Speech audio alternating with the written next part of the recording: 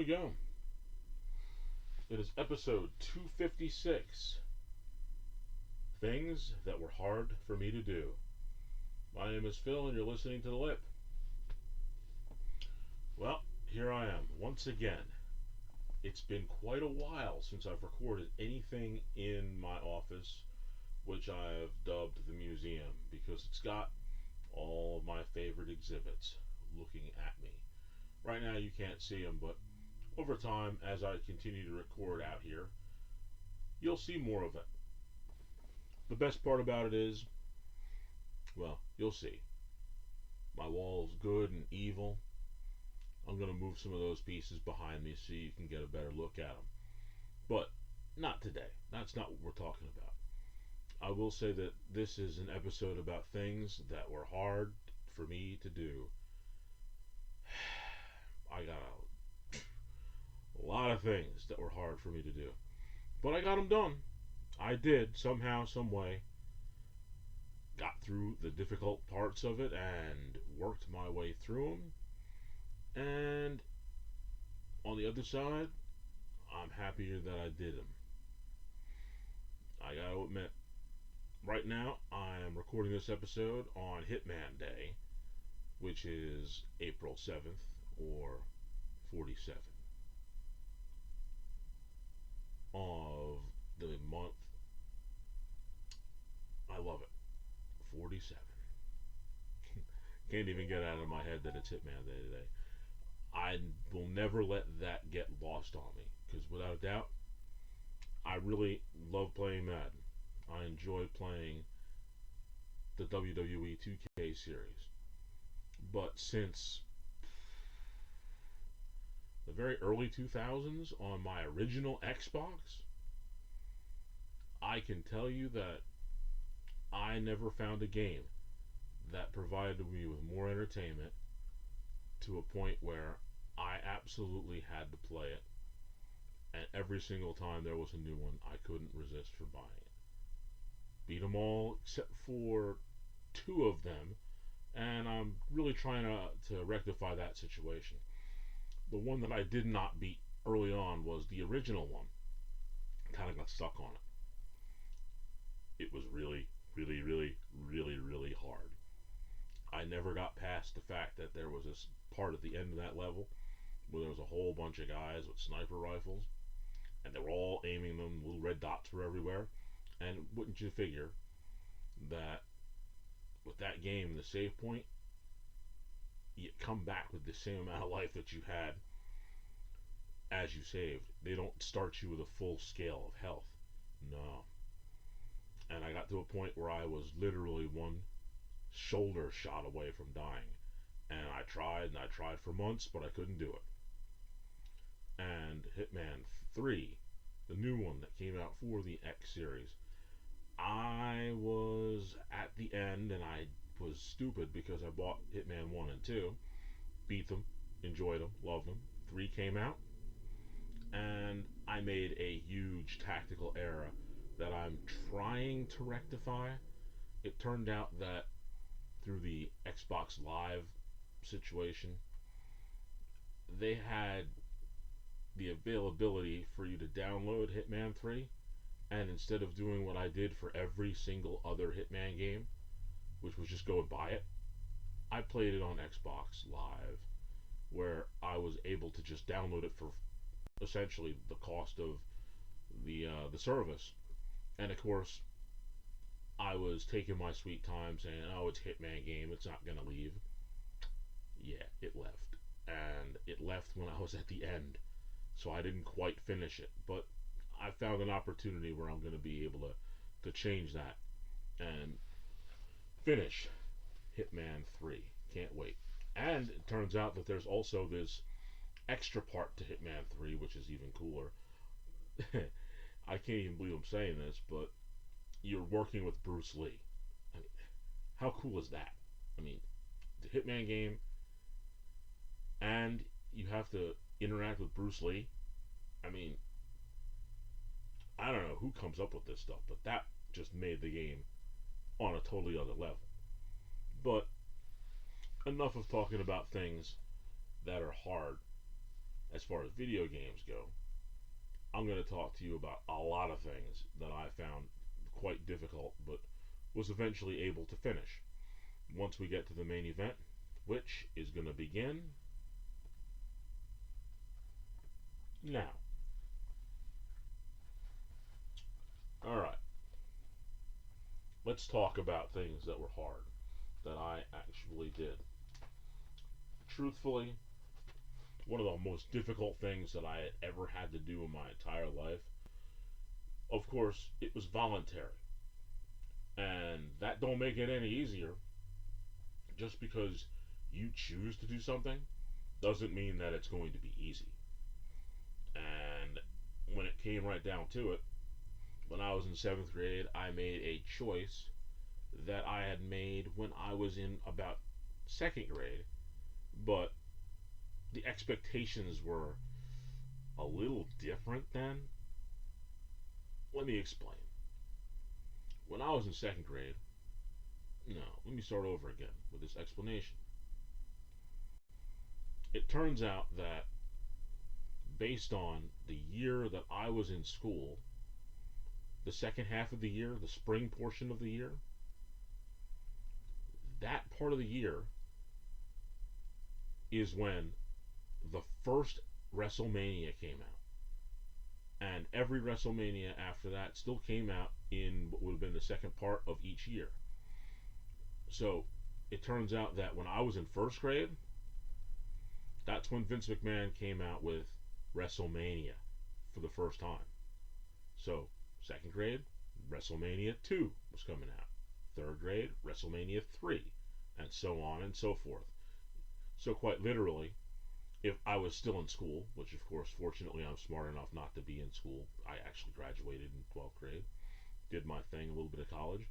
But let's hypothetically say that if I was still in grade school moving upward, I would be in 42nd grade. And it just so happens that, well, WrestleMania 42 is coming up this month. Of course, I can't wait for that. I believe it's the 18th and 19th, because after WrestleMania 40 and how cold it was here in Philadelphia, Triple H said, we're not going to let it happen in the early spring again, especially since we want to do these stadium shows.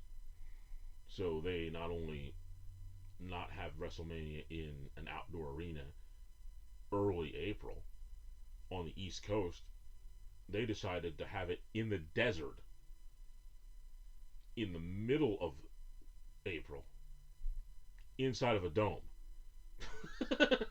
So they took all the possibilities of that cold out of the window, and I believe that we're probably never going to see a WrestleMania again that happens between March 20th and April 10th, I imagine. And I can also imagine with all these new football stadiums and baseball stadiums that are coming out, a lot of them have domes. So they're going to probably work on going to domes in the middle of April as opposed to outdoor arenas, no matter where it is, just because they want to make sure that they can avoid rain and cold and anything else. But I digress.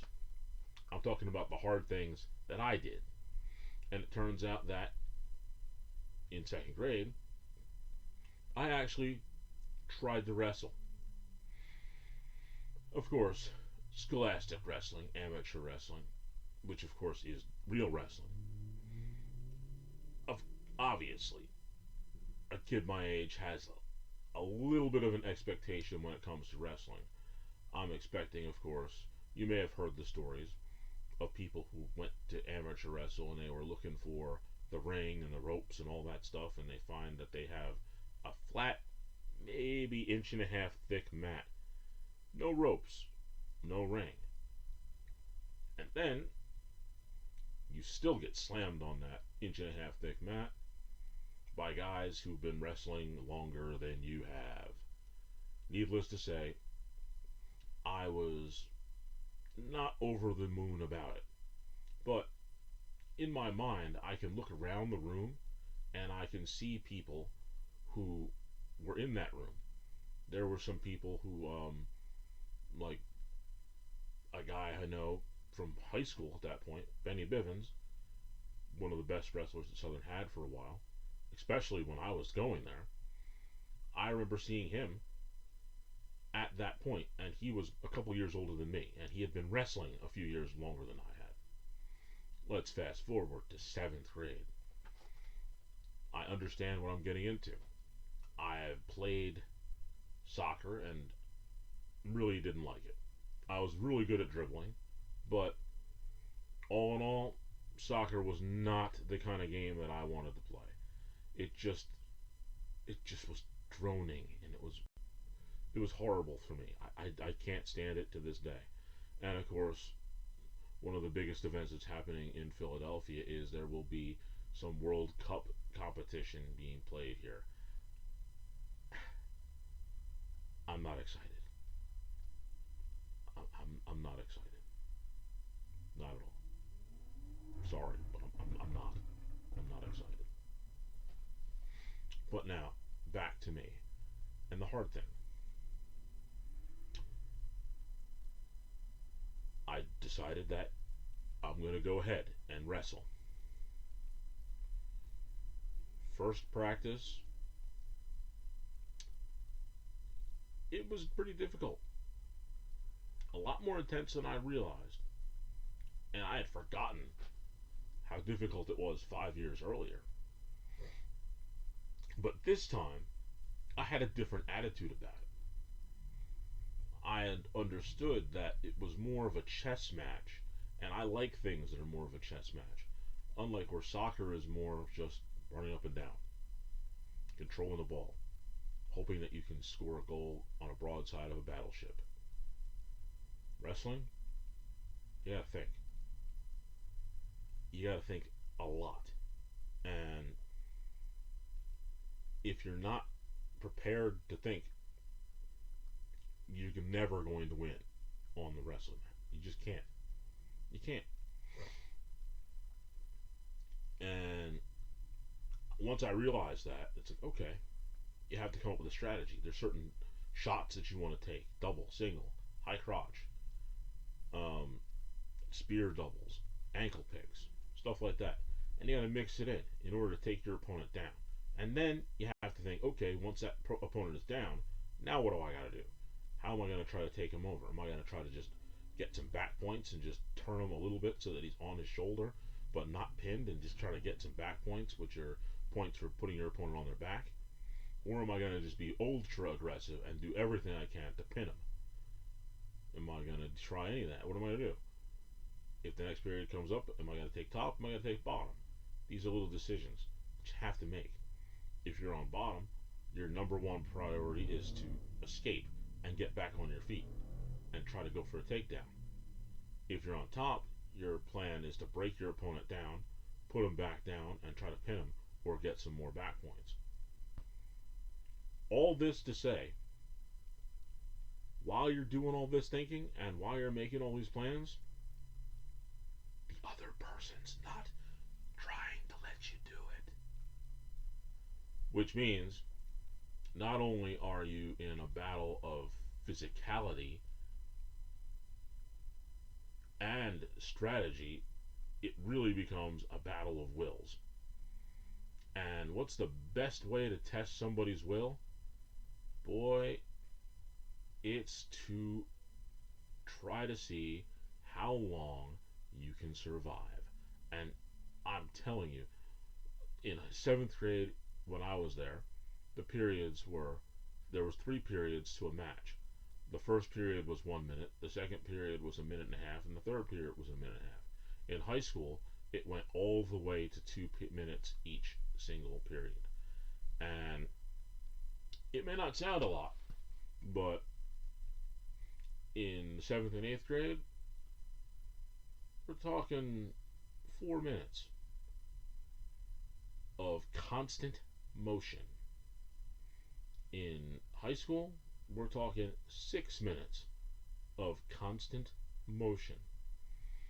And people would be thinking to themselves, oh, how hard is it to do something for 6 minutes? Well, if you're walking on a treadmill, 6 minutes doesn't really feel that hard. But if you're tied up with some other individual whose sole purpose is to put you on your back against your will, that's a long time.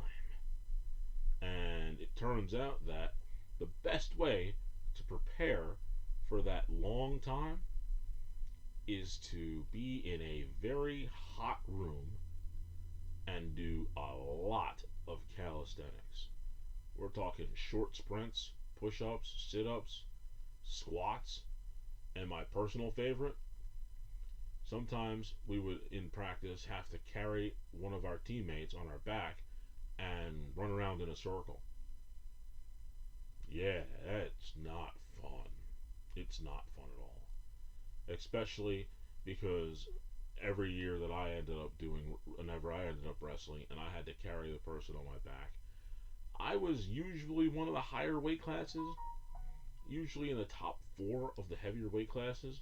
And when I got to high school and when I was in seventh grade and eighth grade, I ended up being the second heaviest weight class in seventh and eighth grade. Well, rather in eighth grade, and it was the third heaviest weight class in high school, 170. I was 158 in seventh grade, 170 in eighth grade, and ninth grade the same, 170. And then my final real year of wrestling, I was hurt. I really didn't get to do much of anything.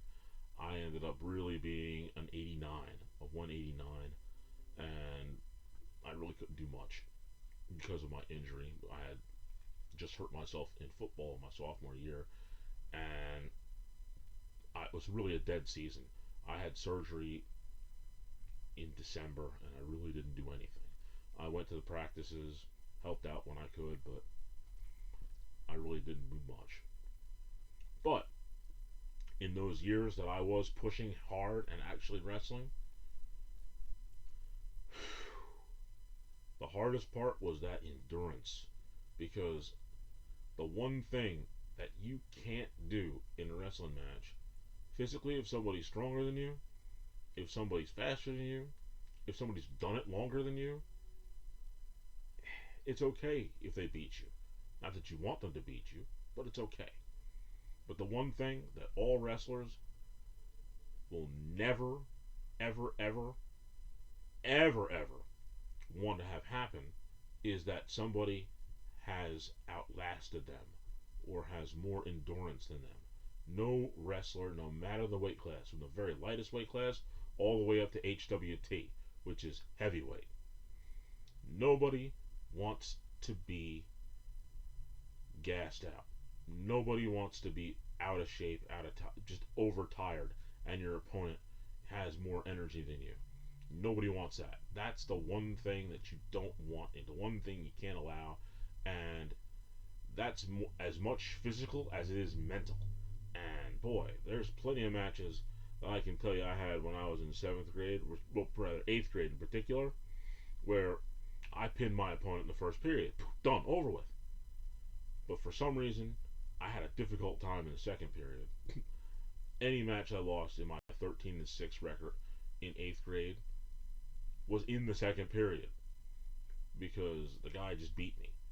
However, I always had enough will that if I could survive that second period, I always won in the third. So I always made that mental decision to be able to last and endure through the entire match if I got that far. And boy, to give you a perfect example of how much harder even high school wrestling was than 7th and 8th grade, for one, the wrestling room that we had at Southern Regional High School was the most intense thing I have done to this point. I can tell you I've not been in the military, but I'm thinking wrestling training, when it comes down to it, is probably as intense as any sport will ever get. I played football. I played track. I was, what else did I do? Soccer, I said.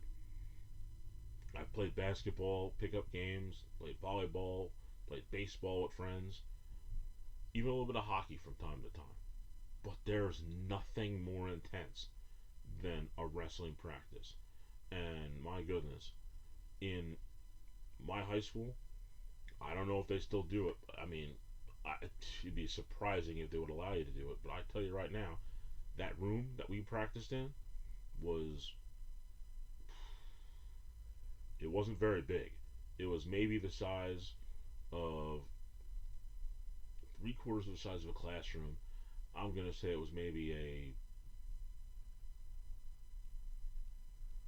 30 by 25, maybe 30 by 30 square room. And inside that room was,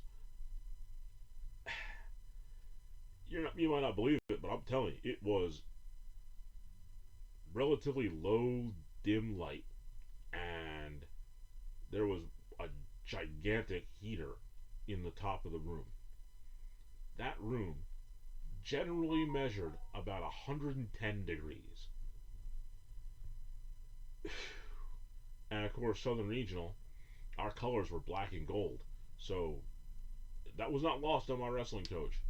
Good old Tab made sure that we had those mats in there, and of course, our colors were black and gold, so the mats were black. So they just made the room even hotter, it seemed like. And just starting off with the practice, running around in circles in that hot room, it was automatically insane. You just dropped weight like crazy. And that's part of what made wrestling so hard to do, because the last story I will tell about that is when I got ready to wrestle in my freshman year, the first thing that Jerry Tabacino, the wrestling coach, said to everybody was, "This is your plan, we're going to start the day after Thanksgiving. And this is what I want you to do. We're going to have a triple session practice. Triple session practice." I'm pretty sure they're not allowed to do that now. But I tell you right now, that built some serious character. Triple session practice. Like the first practice will be an hour and a half, the second practice will be an hour, and the third practice will be an hour. You're going to get a shower in between. You can get a little bit of snack in between. But this is where we're going to start. So what I want you to do on this Thanksgiving, I want you to sit down and I want you to eat. Eat everything in sight. And then I want you to throw up. And then I want you to go back and eat some more. Because you're not going to be able to be doing that during the season. Well, for the average person, they wouldn't have been able to do that. But for me, I had a distinctive advantage. Because, well, as they say, I can't think of what it is. The point where the time limit has passed, and the crime can be talked about. They're not going to be charged. For me, I went in there thinking I was going to wrestle the 171 pound weight class because I was 170 when I was in 8th grade, and I had good success. What do they say about plans, and what does they say that God thinks about them? Woo! My initial plan was to wrestle 171. And wouldn't you know, after football season in my freshman year, I wasn't a big dude yet. I was only 178 coming out of football season. And I'm thinking, alright, I'll cut down to 169, no big deal. And I'll still wrestle 171. Not a problem. I will be the 171 guy in the freshman team. That's what I'm going to do. First session of practice. The first of this triple session practice. I get on a scale. I'll get in there. I'm 178. I'm thinking I'm fine. I still have a few weeks to cut my weight. And I'll be down to 169 in like 2 weeks. Won't be a big deal. I'm going to drop that. I'm going to drop that 9 pounds and won't be a problem. Practice number 1. First session. Finish up. Shirt is totally sweaty. Tab told us to all bring a couple different changes of shirt, and I couldn't understand why. I was like, well, you're gonna be sweating, yeah, we can still use the same one. Rang out my shirt. It was completely soaked. Grabbed another shirt, grabbed another pair of pants, took a shower, did what I had to do. Hopped on the scale. I was 172 after the first session. I could not believe it. 172. I had already dropped 6 pounds in that one practice, in that one session. Go back in the second session, 172. Just as hard, if not harder than the first one, but we're ragged out because we've already had an intense practice. We had about an hour in between. You would have thought that I would have rehydrated myself. Second practice ended. I'm 167. 167. And I'm thinking to myself, dude, let me get some water in me. And got back on the scale. And I rehydrated myself to 169. So I'm right at the perfect place to wrestle 171. Third session is almost entirely cardio. Go back to the locker room after that session. I jump on the scale and I'm 159 pounds. 159 pounds. I went from 178 all the way down to 159. Do the math. 178 to 159. I was trying to lose 9 pounds in 2 weeks.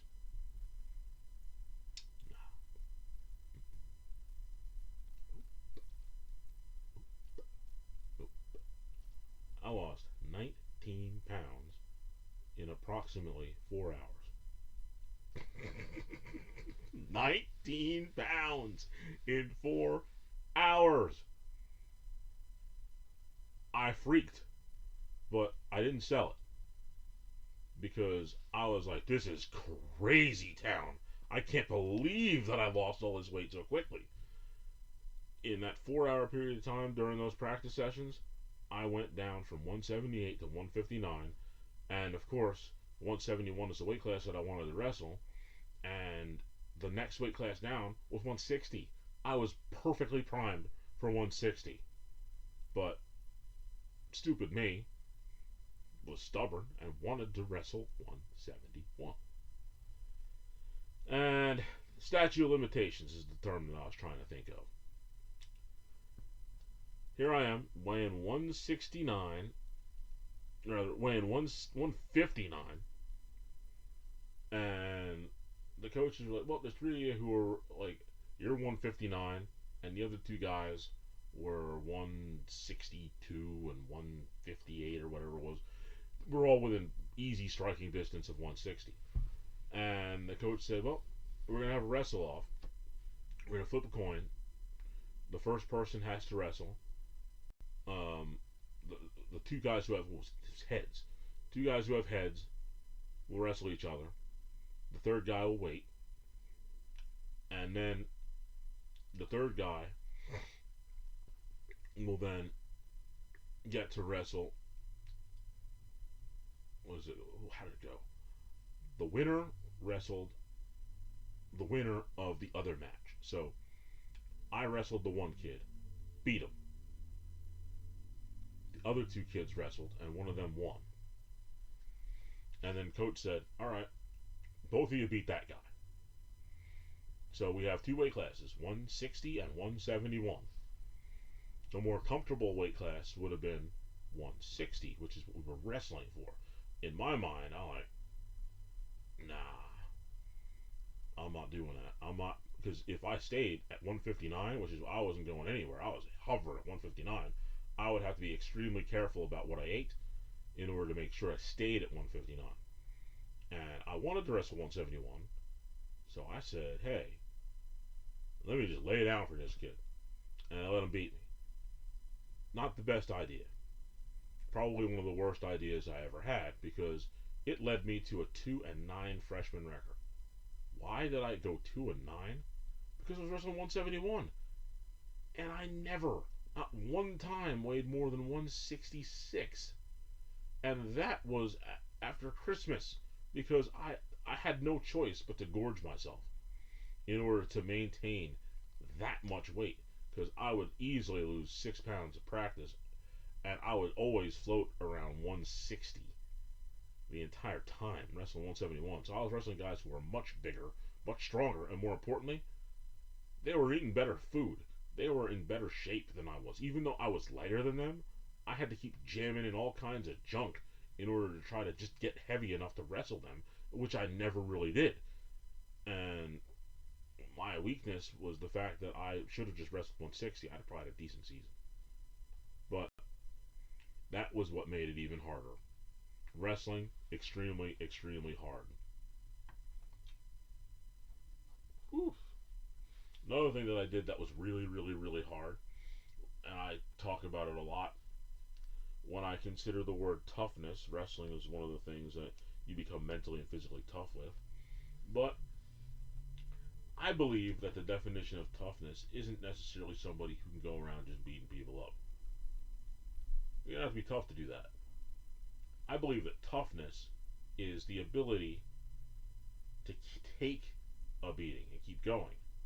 The ability to not be stopped. You may be hurt, but you can continue to move. That's what I believe the ability of toughness is. Being able to continue through something is what toughness is. And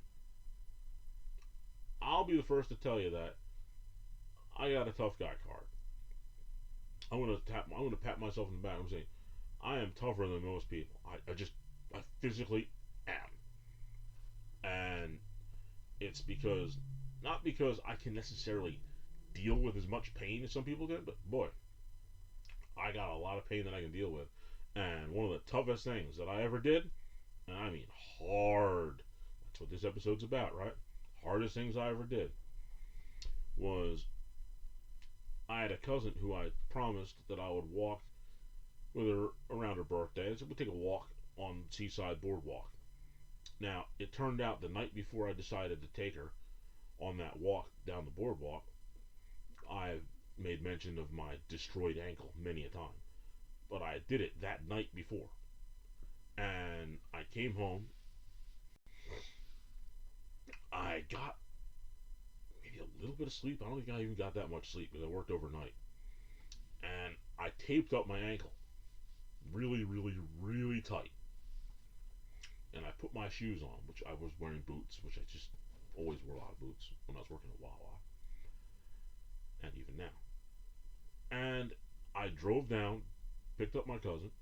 We went to the end of the boardwalk where, not my favorite pizza place, the Sawmill, which is the very first spot where they have shops and stuff along the boardwalk at Seaside. And I started at the Sawmill with my cousin, and we walked the entire length of the boardwalk all the way down to the end of the businesses. And then we walked back because my car was parked on the other side. And I did all this with the broken bone in the back of my ankle and a torn ligament and a severely deep bone bruise, which of course was unknown to me because I hadn't gone to the orthopedic yet. But I had all that damage in my ankle, and I still made that walk with my cousin. And that was one of the hardest things that I ever did.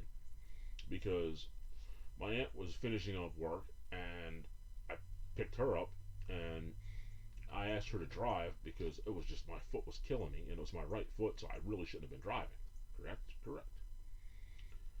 What I did next defined the next 6 months of my life. I took my boot off. My aunt got in the car. I removed the tape, and my foot and ankle swelled up so big that I couldn't put it back in my boot. At that point, it's like, well, it's time to go to the hospital. Went to the hospital. They told me that it was sprained. They were wrong. Went to the orthopedic.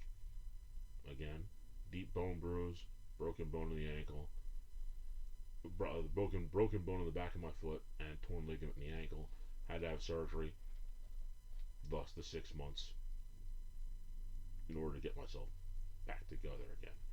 And that was in 2005. And truthfully, I didn't have confidence, real confidence, because of the weight bearing nature of your ankle. After that repair surgery, I didn't have real confidence until about 2015, like 10 years before I trusted that job on my ankle. And it is what it is. That was really, really, really tough. I know I spent a lot of time on the wrestling, but I had to go back to that story because that boardwalk walk was extremely, extremely, extremely tough. Another thing that I did that was really hard was during my training to become a corrections officer. There was one thing in particular. The tests, they were difficult enough. Now, gun range was not easy for me because I, at that time, up until that time, I had never fired a gun. So I had to essentially get my feet wet into that, and it took me a couple rounds in order to get it, but I figured it out, and I was able to pass the test.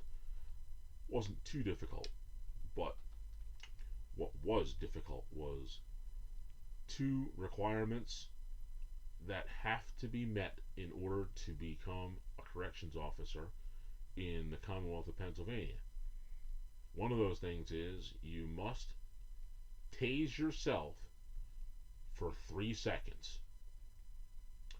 It has to be 3 seconds, and you have to be the one to do it. Like anybody could stand there and let somebody else do it. They wouldn't like it because it hurts.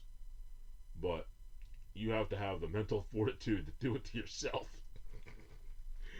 And here it was. 3 seconds. And the funny part about it was, he told us we could wear jeans that day, and I actually burnt a little hole in my jeans. I don't know if I still have that pair of jeans. But, yeah, a little hole burnt in my jeans from the taser. And the other thing, which was even harder than that, and I made it even harder on myself than I had to because of being stupid.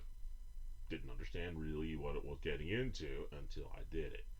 And that was the requirement of all corrections officers in the Commonwealth of Pennsylvania must be exposed to OC spray. I'm not even going to get into the real full name, but OC is the strongest level of pepper spray you can get. And of course, I thought to myself, hey, this won't be as bad as I think it is, except for the fact that there was a whole class that we had, and we had like, I can't remember off the top of my head, my shirts in the house with the exact names of how many people were in my class. Physical class, not just the class in general, but the one that I was part of, because it was broken into 4 different parts. And I was in Bravo, and it went all the way down to Delta. It was an Alpha, Bravo, Charlie, and Delta parts of the entire class that I was in. So my Bravo class, it was time for us to go. And of course, they have a little shed that has 2 doors in it. You walk in one door, you get the exposure. You walk out the second door, and you have to hold down a dummy, and you have to put cuffs on somebody while you're being exposed to the spray. Because sometimes in jail or in prison, like I worked at, you may have to put handcuffs on an inmate who's still fighting, and one of your fellow officers may have exposed the entire area to the pepper spray or OC spray, and you've got to be able to work under those conditions. You still have to restrain the inmate, even under the exposure of the OC. You still have to do it. I decided that, well, I'll get in the back of the line. Mistake. Mistake, mistake. Because there was probably 20 waves in front of me. We had to go in twos. And the very first people that went in, they got exposed, but that room had been aired out the day before, so there was no lingering OC spray in the room. By the time it got to me, there was only about 2 lines behind me, which means the sergeant who was spraying it, the OC inside the room, had been spraying it for, gosh, only knows, half an hour. So not only did we get the exposure to the OC that we were supposed to get, but there was lingering OC already in the room, a lot of it when we first walked in. So you're breathing it in the second you walked into the room. And my goodness, it's already there. It gets on your skin as soon as you walked in the room because it was already in the air and all over the place. And then he sprays more. Whew. That stuff is no joke. And I learned that day that was like anything I do from that day forth with the Commonwealth of Pennsylvania, I will not lose this job in that first year. Is always my mental mindset for the entire first rookie year. I will not get fired. I will not lose this job for this first year, absolutely, because I didn't get sprayed for nothing. Man, that stuff got in my eyes, in my nose, down my throat, on my skin, on my clothes, and I did all the things I was supposed to do. I tried to get the water out, use the hose. My classmate came over there and said, "You're okay, help me out." I got it pretty bad because I was in there so long with all that spray. And then, of course, at the end of the day, class was over. The one big problem about OC is it reactivates when wet, especially when you use hot water.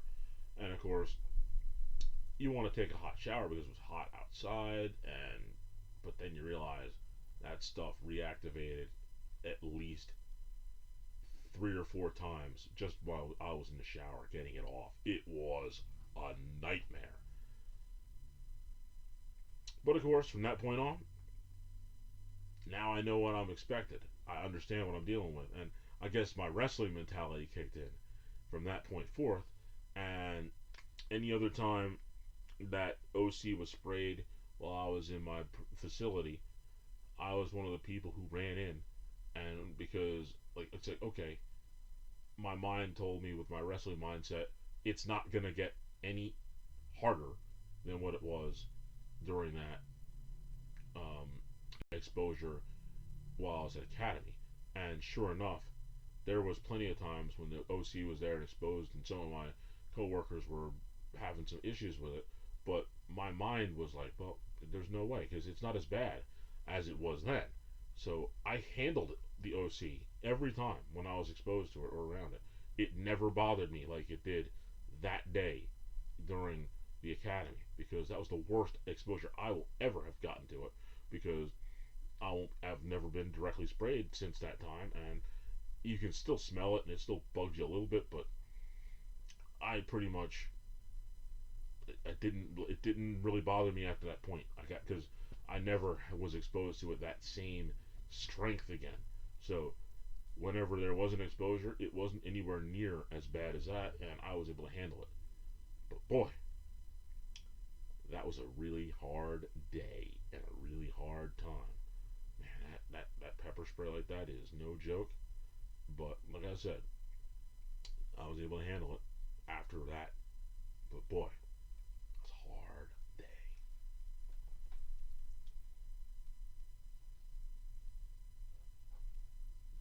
Okay.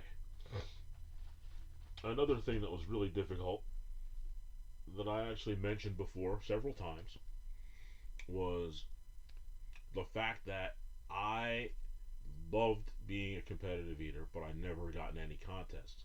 Anytime Olive Garden had one of those all you can eat pastas, I went there and I averaged about 8 bowls. Most of the time, I would eat that many. The most I ever ate at any given time was 11. Um, pizza. Love pizza. By now, I did a couple episodes particularly specifically about pizza. And the most pizza I've ever eaten was I had like 35 slices or something like that. I can't remember exactly what it was at a Pizza Hut buffet. I've eaten 24-inch round entire pizza from crust to crust, every single piece, which was a creation that they had made at a place called Midtown. It had, what was it, 3 pounds of dough, 1 entire pound of sauce, and a pound of cheese. So it was 5 pounds of food. Ate all of that in, I did it twice, in 56 minutes and 59 minutes, both of the times when I timed it. But that was not the hardest thing I ever ate. The hardest food that I had ever eaten was at IHOP. All you can eat pancakes. I'll never forget the day. I went there with an agenda. I said I'm gonna just eat as I'm gonna. My goal was to eat more than 25, and any pancake I ate after 25 was gonna be a bonus. And I knew for a fact that I had never eaten more than 18 or 19 at any given time. But all those other times, I had people with me, and a lot of times when you watch somebody gurgitate that much food, it's like time consuming. And they were a little bit like, can we leave now? And I'm not quite done yet. But on this day, the wife was at work. We didn't have any kids yet. So, my day off, I went down there by myself, got my table, and I said, I'm going to just dig in. Now, my strategy was very, very simple. I was taking it from a hot dog eating contest, and this strategy was very good. Now, I think if I had trained another week, I might have been able to get to the number that I would have been able to get to 30 probably, because for about a month and a half before that, I had started upping the amount of pasta that I was eating. That was my training food. I would eat a pound of pasta literally every day for about a month, in order to sort of build up that tolerance to be able to just suck down a lot of food quickly and hold it in. Then it was go time. And I started eating pancakes, and I started posting on Facebook every time I finished a stack. And then I got to 19, and I'm like, all right, this is the spot. This is where I've always hit the wall. This is where people were about to leave. And then I powered through, and I ate 26 and a half pancakes. Let me tell you how I had never felt so disgusting in my entire life. That was so hard. And I stress half, because that 27th pancake, I just couldn't get it down. And part of it was because I had such a good waiter who was right on top, and the cook in the back was right up there with me. He kept them coming. They never were ultimately really cold, and they were never really hot. He had them just right. He waited just long enough so that they would be lukewarm enough for me to just suck them down. And I had, like I said, a strategy based on the hot dog eating contest. My strategy was, well, to tell you what the hot dog eating contest, they call it Japanesing. And Joey Chestnut is the absolute master of it. What you do is, you take 2 hot dogs, you snap the hot dogs in half, you eat the hot dog in its entirety, both of them. You take the buns, you dump the buns in water, and then you swallow them, because water and those hot dog buns, it just breaks the bun down, and it just goes right down real easy. So even though you're just eating the hot dogs as quickly as you can, the buns, they evaporate in your mouth, and it's just next. So I'm thinking to myself, hey, what if I decided to dunk the pancakes? No syrup. The whole purpose is just to eat as many as possible. There is no enjoyment here. This is a battle. And so what I did was, I went in there and I said, you know what? I want grape juice. And I took the pancake. I think it was maybe the first stack. I said, all right, what I'm going to do is I want to taste the pancakes just a little bit. And I put a little bit of syrup on the first two pancakes. And I ate them like normal. After that, I put the fork down. I started rolling the pancakes up, dipping them in grape juice, and swallowing them. They broke down real quick. But what I wasn't really thinking about was the fact that even though I'm dunking these pancakes, now I didn't put syrup on them, and they were breaking down very quickly because of the grape juice. The problem became the grape juice when I got to pancake number 26. Because now, in theory, not in theory, in actuality, I had gone through 4 grape juices, dunking these pancakes to break them down real quick. So not only did I eat the pancakes, but I drank 4 grape juices because they were absorbed into the pancakes. Now, had I not dunked them, had I not used the Japanesing technique and just ate them straight away, it would have slowed me down. But maybe I could have gotten 3, 4 more. I might have been able to get to 30. Very possibly, had I not used that technique. But it was very good, and I never ate that many pancakes since. And I'll tell you right now, I'm never going to eat that many pancakes again.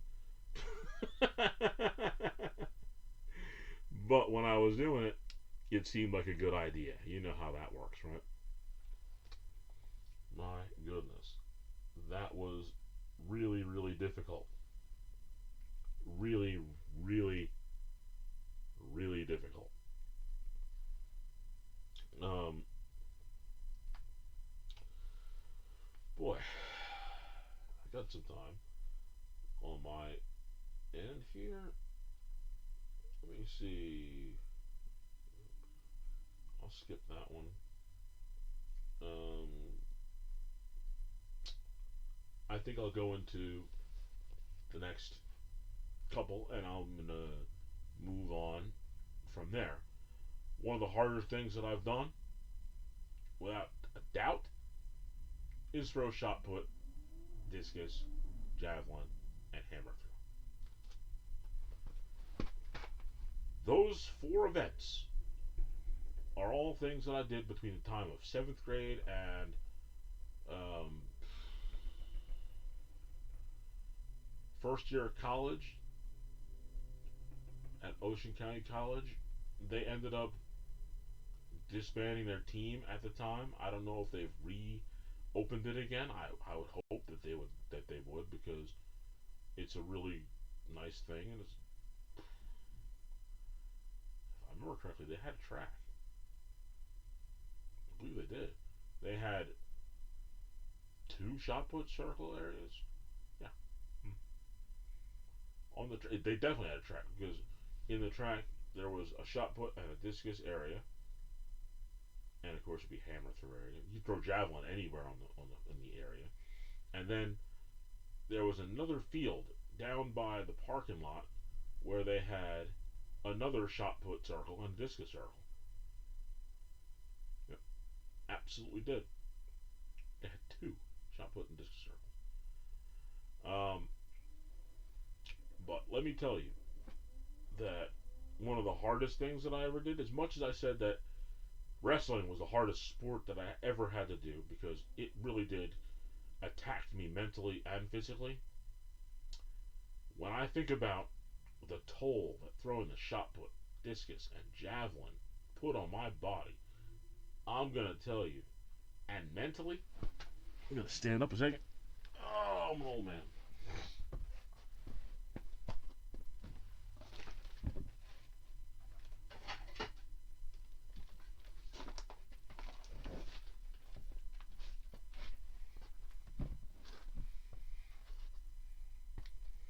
Realistically, this thing right here, this thing right here, this thing right here probably destroyed my body in ways that I can't possibly explain. Although I have explained it. When I tell you that when I describe all the injuries that I've had in my life, and I go and I start talking about how my right knee has arthritis in it, how my left knee had two surgeries and I had that cushioning material put into it. Probably not going to be a bad idea to get some cushioning material in my right one. Might have to look into that. When I say that I have bone spurs in my shoulders, my right shoulder particularly, even though I had took that nasty fall, which of course ended my corrections officer career, turns out that when they looked at my x-ray, not only did I have that nasty fall and it hurt my hip, but apparently my hip is arthritic. And I can only describe the reason why it's like that by saying, well, throwing a shot put and a discus over and over and over and over. Now you have to understand, when I was in 7th grade, I started off throwing an 8-pound shot put. Discus was the same weight. Discus was about 4-ish pounds, give or take.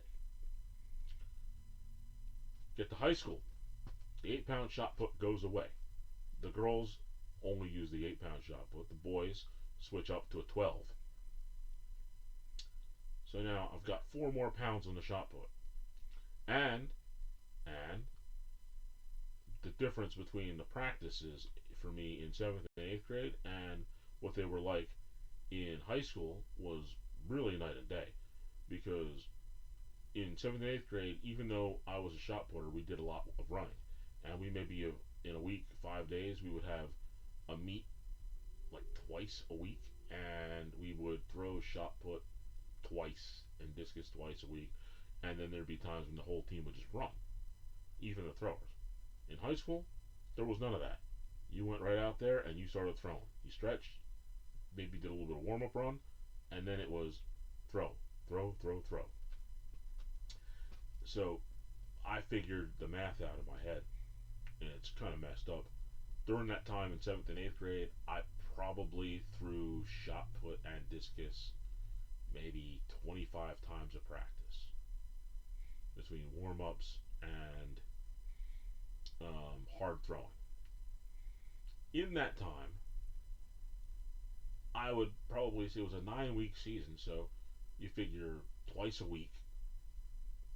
That's 50 throws of both shot put and discus over a 9-week period of time. That's 450 throws, roughly.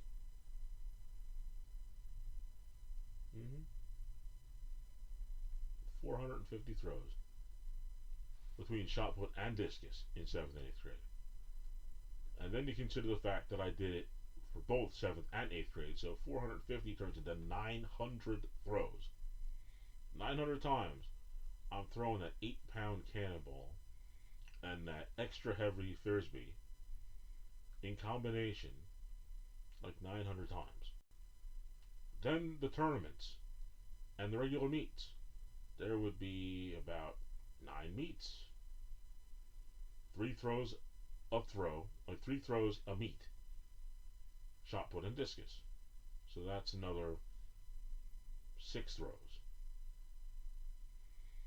And you go 6 plus, rather, you have 6 times 9, which is another 56 throws. Then you double it. 112. Now we're talking 1,000. 112. Yeah, 1,012 throws from 7th and 8th grade combined. 1,012 throws. That's a lot of throws. But that's nothing compared to what happened in high school. 1,012 throws. And like I said, that's nothing compared to high school because in high school, me in particular, I don't know about everybody, but I know for me, instead of throwing 25 throws a practice, I threw at least 40. So let's do the math on that. And in my freshman year and my sophomore year, I attempted to throw a little bit of javelin too.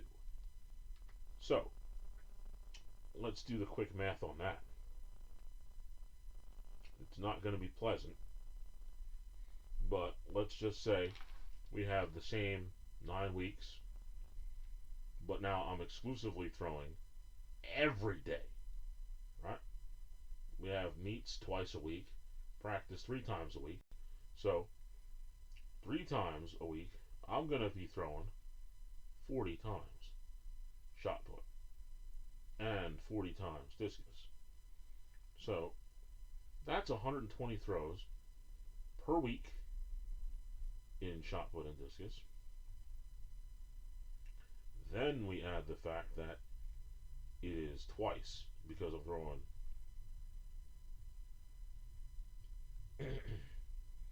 both shot put and discus now because I always did it. So that's now 240 throws. And in my freshman year and my sophomore year, until I got a concussion from throwing the javelin, which is crazy, I probably threw half that many throws because I was interested and I wasn't really sure, so I tried to throw it a little bit, and I believe I threw javelin in one meet, and I still kept practicing for half the season because I wanted to see if I could get it. I never could. I just never really had a good baseball arm or football arm. It really helps if you're a quarterback or a pitcher if you're going to try to throw javelin.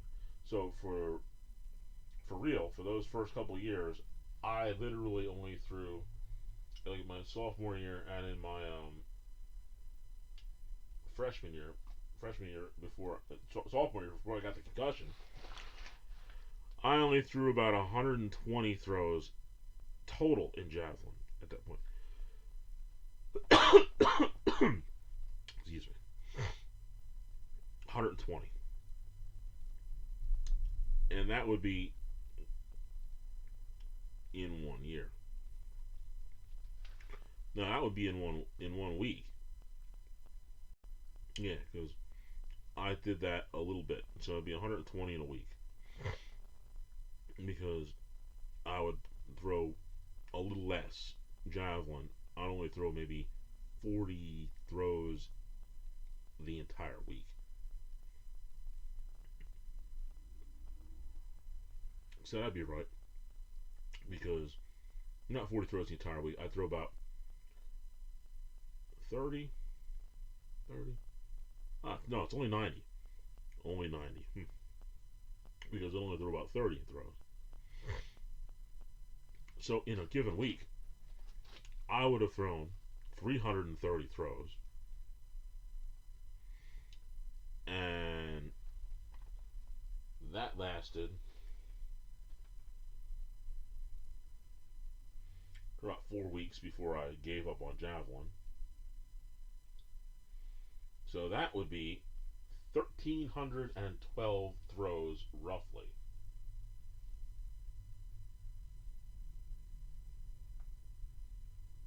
No, 1,320 throws.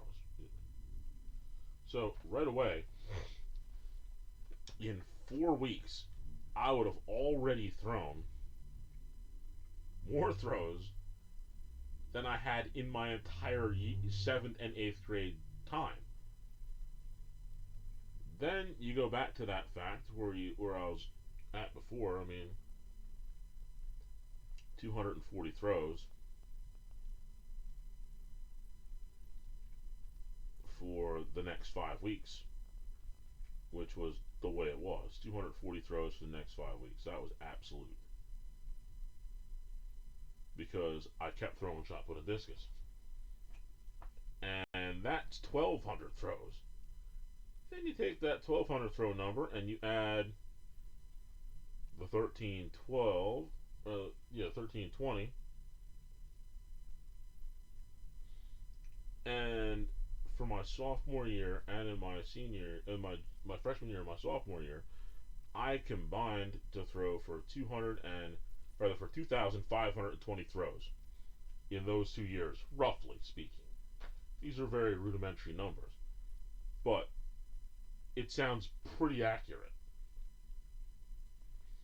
And you got to consider those 2,520 throws were with a heavier shot put by 4 pounds, which of course took a toll.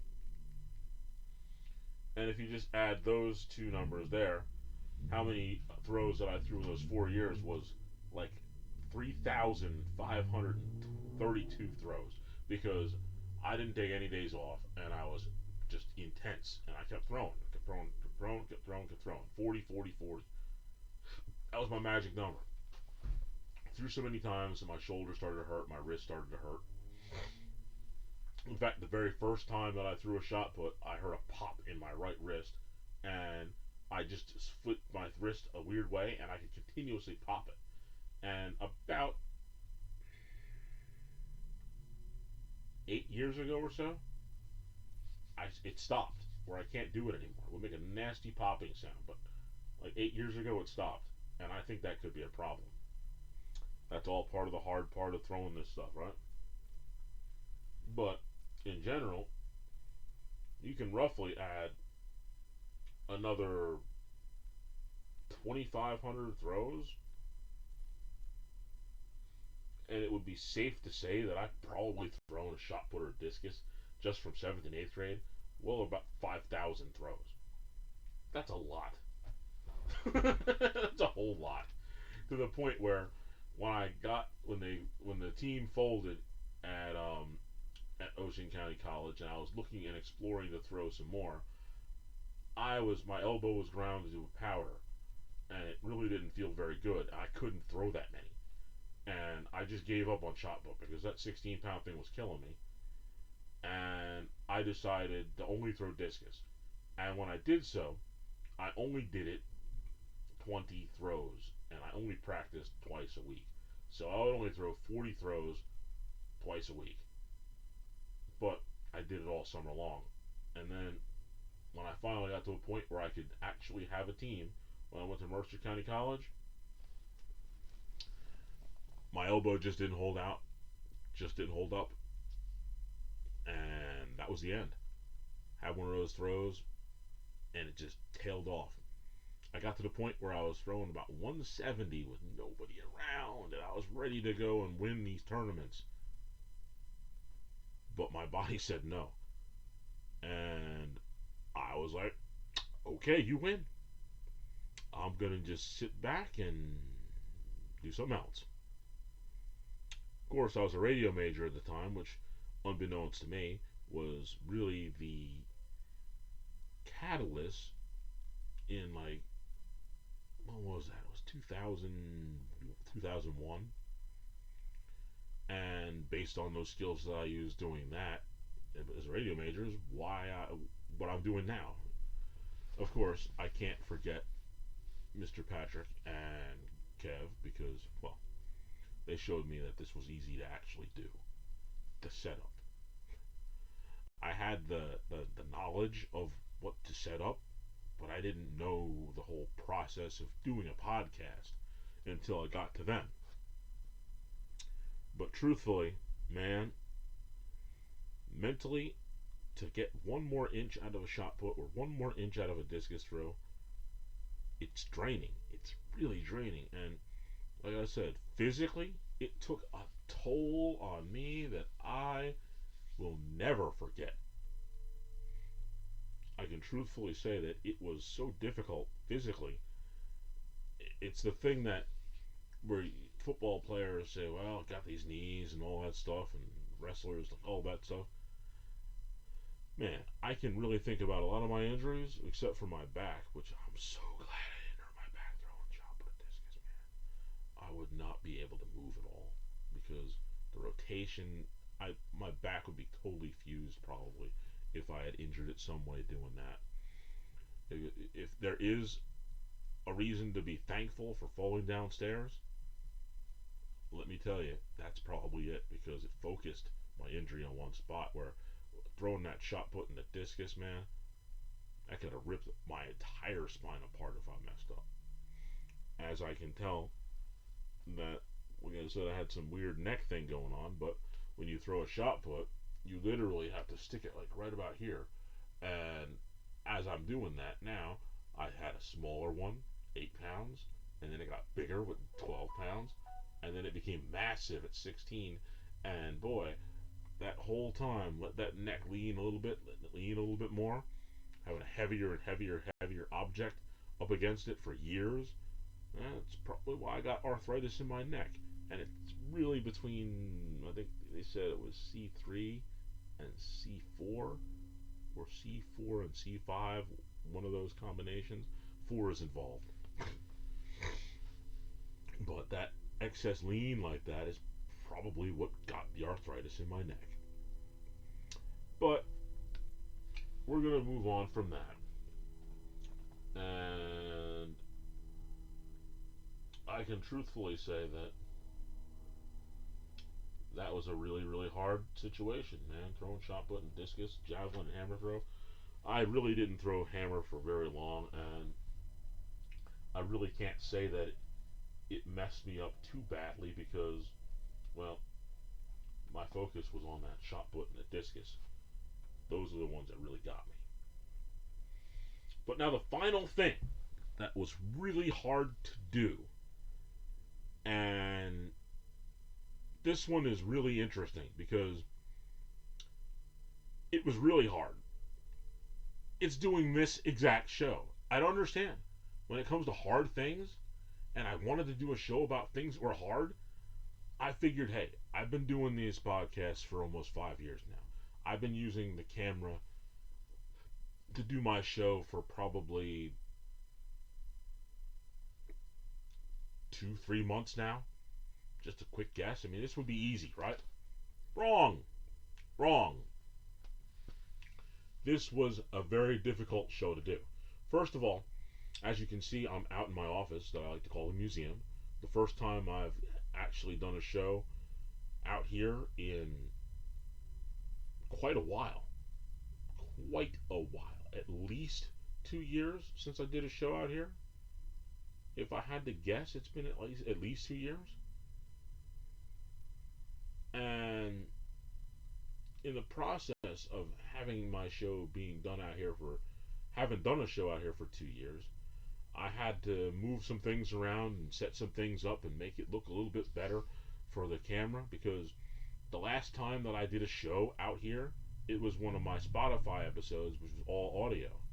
So there was no need to have things look a certain way because it was all audio. It didn't matter. I'm just going to talk. But now that I'm showing stuff, and I like to have a few things in the background, like Darth Maul book from the Phantom Menace and the Book of the Sith. I love that stuff. Some of those things that I have in the museum. My Emmitt Smith jersey, which I can only tell you, as a 49ers fan, take this how you will.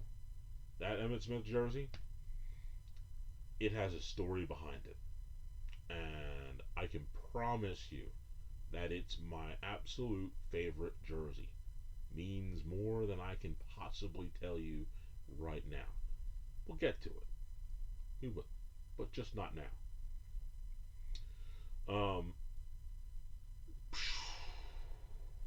The Captain America shield back there, I've told you about that before. That pretty much saved my cereal box collection when it was around 400, 450. I tell you right now, if it wasn't for that shield, it wouldn't have gotten to over 1,000 where it is right now. But back to the point.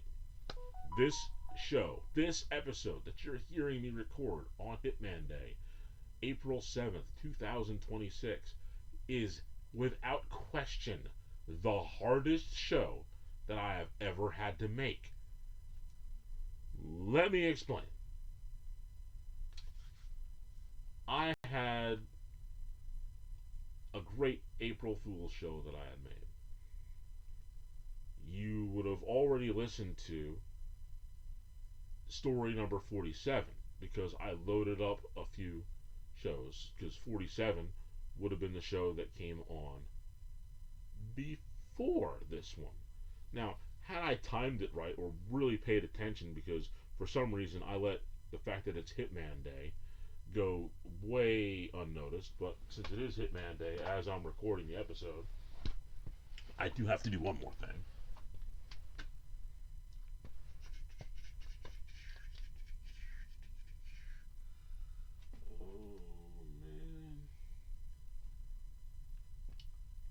Oh man.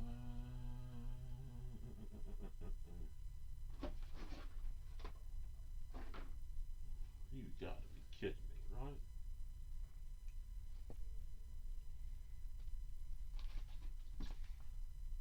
Oh, you gotta be kidding me.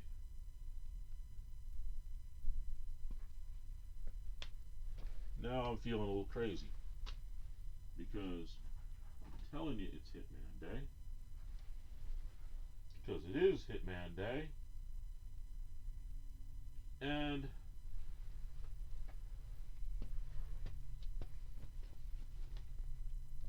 no, I can't find it. Oh, my goodness.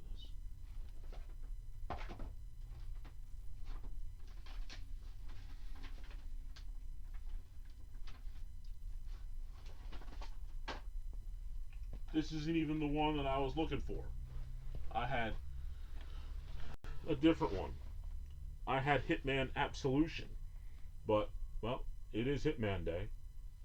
Hitman Contracts. This was one of my favorite Hitman games. Um, Certainly totally impromptu because, like I said, I'm out here talking about Hitman Day. Talking about reasons why this episode was so hard to do. Now that I've done that, I'm going to tell you why this episode was hard to do. Like I said, start off with the fact that I'm out in my office for the first time doing a video podcast, whereas years past when I had done episodes out here, it was only audio. I had recorded 3 episodes. The episodes with my conversation with Mr. Patrick Houston of Zenith Transport. With Houston, there is no problem. I had loaded myself up and I had 4 shows going. And I was going to do this show inside like I've done all the other ones for the last several months. And I decided to come out here and do it. So, first thing I had to do was I had to decide to actually do it. And I thought about doing this show inside for about a week. And I didn't. Then I decided to come out here into my office to do the show. And I knew that I had to rearrange stuff, like I had said. So I had to come out early enough to rearrange stuff. And it probably took me about an hour and a half in order to get it just right. To get the level of the camera just where I was going to have it to be, because this setup is totally different and I haven't used it before out here. So I had to set it up and make it right. That took me a lot longer than I thought. Then, just before I was about to walk out to actually do the show for the first time, my wife calls and I'm talking to her for over an hour. And then we go and pick up the kids, and I go and have a good time with Maggie when she was doing softball practice, because she hadn't really had softball practice. She had a game as I record this on April 6th, which her team won. Go Spartans. But I was literally about to come out to do the setup and I left. Then, after picking up the kids, I got done. I come back out. I'm ready to record. I move everything around. I get the camera where I want it. It probably, like I said, took me about an hour in order to get everything set up the way I wanted it to. And then I find out that the kids need something else. And I have to stop. And I don't record right away. for a second time. I go out, I come back, and in the process of coming back, you can't make this up. I'm on the other side of the road of me. There is a car that is on fire, and there's the fire department holding everybody back and trying to. There's a big, crazy, chaotic scene for a minute. And I'm thinking to myself, boy, they just don't want me to make this episode. But then as I got home and I got back out here, I realized that, well, this is exactly what this episode is supposed to be about. It's supposed to be hard. And that's why this episode was hard to make. Because it was hard. It was really hard. It was hard for me to set it up. It was hard for me to finally get it together. It was everything that was just, I mean, like I said, you can't make it up. An hour-long conversation, which led to me going to help go pick up the kids and having softball practice. A forgotten item that I had to go run back and deal with. A crazy car accident, which held me back for a little bit longer. Like, you can't make that stuff up. And all of it was to try to get this episode recorded. My goodness, was this a hard episode to do. It just really, really was. But I got her done. Because after this, I'm going to tell you right now, I'm going to ring the bell. Main event is over.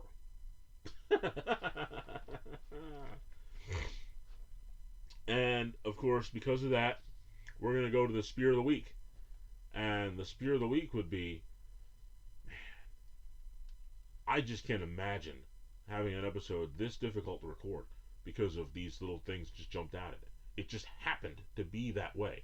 I mean, who could have imagined that you're going to record an episode about things that are hard to do, and it's hard to record that episode?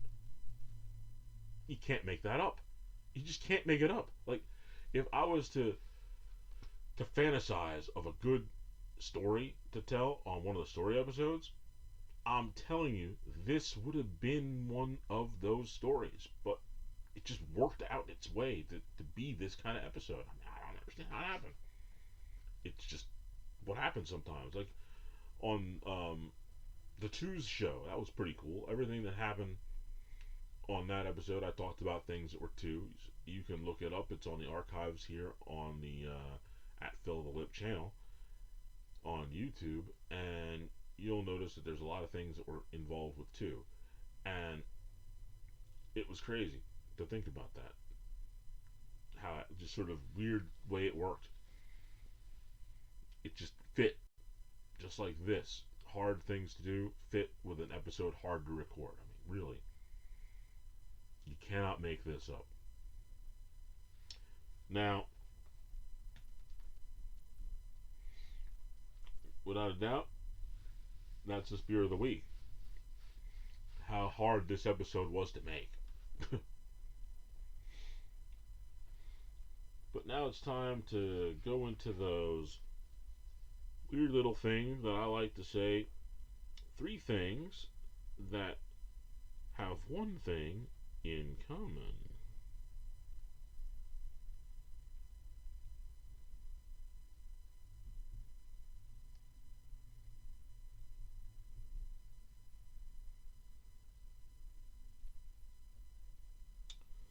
Let's see if I can find one. Hmm.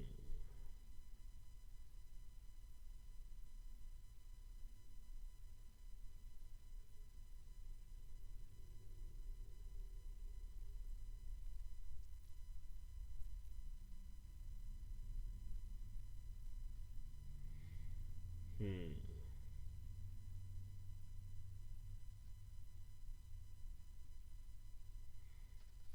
Let me find one that I want to guess. Hmm.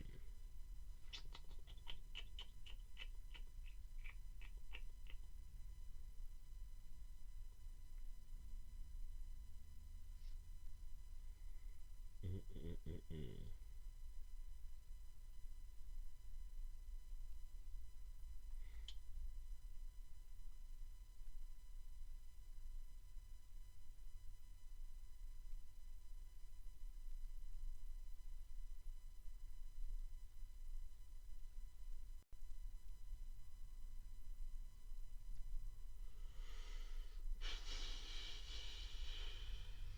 think I'm going to go with.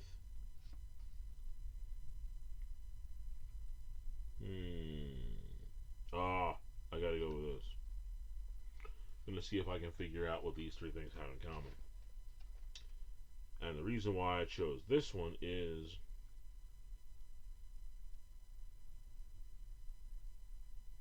well, there's an easy one. I'm not going to do that one because I'm pretty sure that this one is correct. That one's going to be too easy. It's Churchill Downs, Pimlico, and Belmont Park, and I believe those are all places where you race horses. So that one's not going to be the one that I'm going to do. And of course, that's right. They're all racetracks. That wasn't a big deal. But the one that I'm going to do is Batman, Yogi Bear, the Suzuki Corporation. Batman, Yogi Bear, and the Suzuki Corporation. What do those three things have in common? Batman, Yogi Bear, and the Suzuki Corporation. What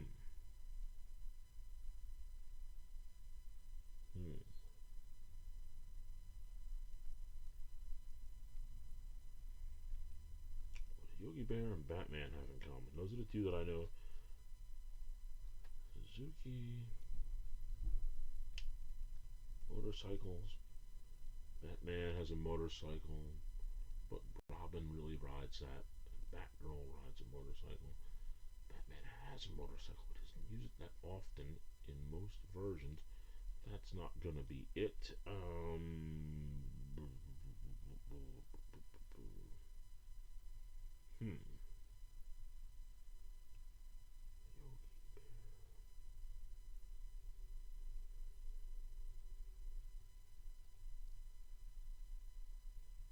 Yogi Bear. Cave. Yogi Bear lives in a cave? Bat Cave. Suzuki Corporation. I'm gonna say. I think it's something to do with caves.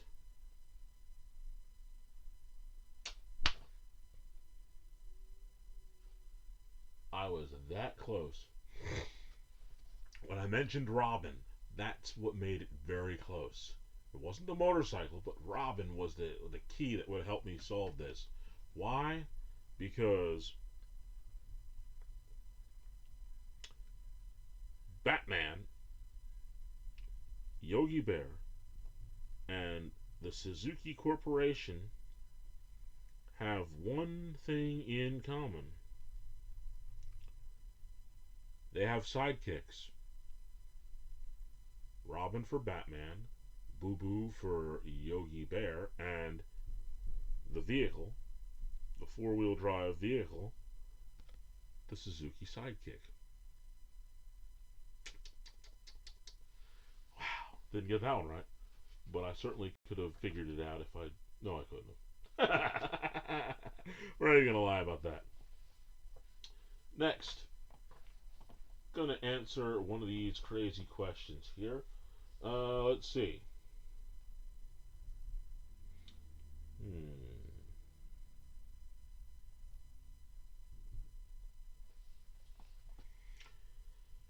Here's a good one. Here's a really, really good one. And I've got a pretty interesting answer for it. Oh, there's two that are good here. Which one do I want to go with?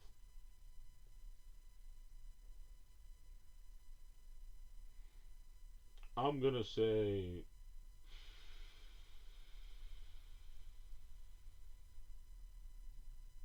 that's another really good one. I like this one.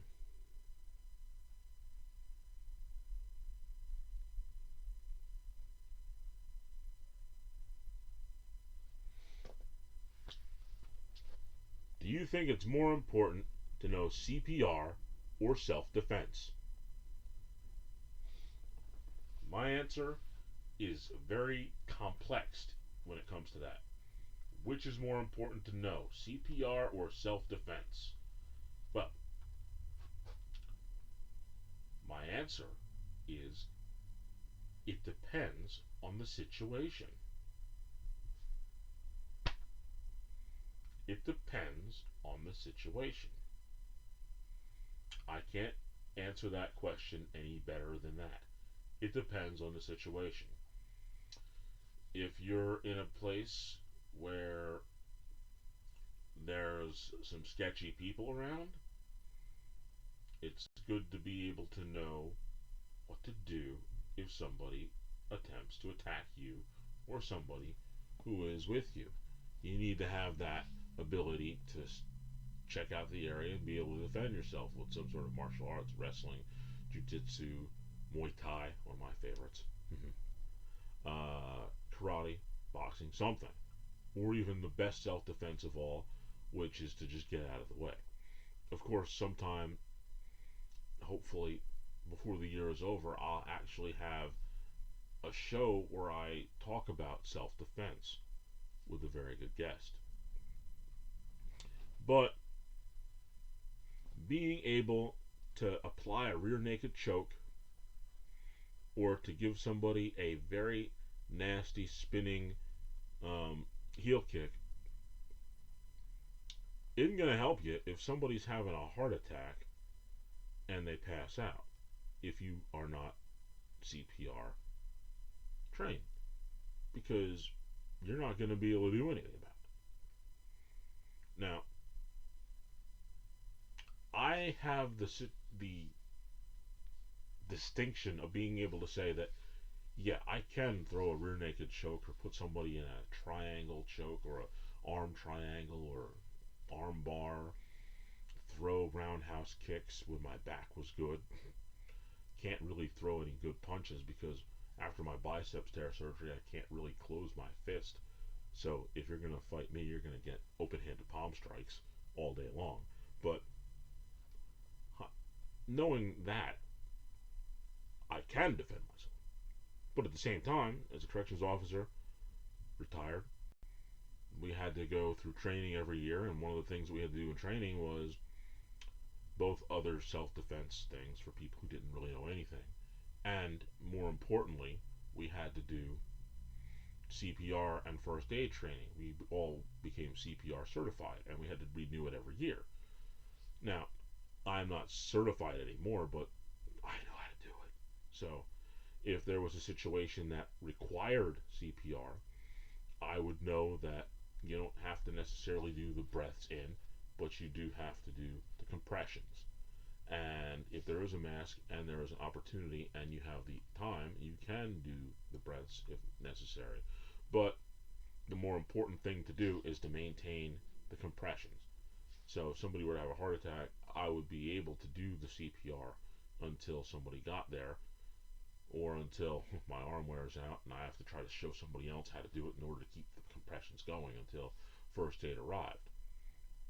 So it would depend on the circumstance. I mean, if some dude comes up to try to attack one of my kids, I'm not going to say, wait, get on the ground, let me give you some chest compressions. If somebody is having a heart attack, I'm not going to say, while you're down there, I'm going to apply an arm triangle and choke you out. That's not going to work either. So it depends on the situation. You can't really say that one is better than the other. Now, I really can't. And I know that some people will be able to be like, well, I had a brother-in-law who had a heart attack, and if it wasn't for somebody who was at the table over at the restaurant who knew CPR, my brother-in-law would have died. That's the situation that it would make sense to be able to know CPR. And then somebody else will be like, well, I was in an alley and somebody tried to mug me, but I'm a second degree black belt and I was able to take that person down. Again, situational. So the answer to that question of which is better, do you think it's more important to know CPR or self-defense? it's from my perspective, it's really, it depends on the situation. And on that note, we're gonna put the show to a close. This very difficult and hard thing to do, which was make this show. Whew! I made it through. Got to just double check to make sure we recorded everything and it sounds good, but that's what the name of the game was. It was just to get this show done, and it was not easy, but we did it. And I would like you to all know that, well, I'm going to do an episode in a couple weeks that's going to be a piece of cake. Literally. I'm going to talk about things that were very easy for me to do, as opposed to things that were very hard. But this is going to be a show that's going to be really easy. And I imagine, if anything, if life imitates art, I'm going to go right to that show, have no issues whatsoever, and it's going to be over just like that. Piece of cake. But what I need you all to do now is to check me out on Instagram at Philip Henderson 5102. Join us on the Lip Facebook group. Join us. Trying to get to 100 subscribers by May. Yeah, I've actually got a goal in mind. I want to get there by May. I think we can do it. Only need a couple more. 100's not going to kill us, right? We can do that. Especially with the simple fact that there's always room for one more on the Lip Facebook group. Come on. And of course, the actually most important one that I need you to do is to like and subscribe here on YouTube, on the Lip, YouTube, on what's it? On Phil the Lip on YouTube. Gotta have that, right? Can't listen to the show Blip without being on YouTube now on the regular basis, and at Phil the Lip is where you can find it on YouTube. And now it's time for the words of wisdom, and I think I need them to be very, very light and very, very interesting at the same time. And so the words of wisdom today are, especially now that it's springtime, people are going to try to get outside a little bit more. Some people like to fish. I used to fish with my father and my stepdad. Haven't gone fishing in a while, and something I might want to consider doing this summer. But I can promise you this, and you all need to listen to these words. When you go fishing and you're on a boat by yourself, don't eat a piece of pizza that you didn't bring with you. Because chances are the fish put the pizza on your boat as bait for you. Because while you're fishing, the fish are peopling. So you got to be careful about that. One more time. When you go fishing on a boat by yourself, don't eat the slice of pizza that you didn't bring with you. Ends up on your boat because it's got a hook in it, and the fish again is trying to people while you're trying to fish. I ain't got anything else for you right now, except for to tell you that my name is Phil, and you've just listened to The Lip. Alright, this thing is done.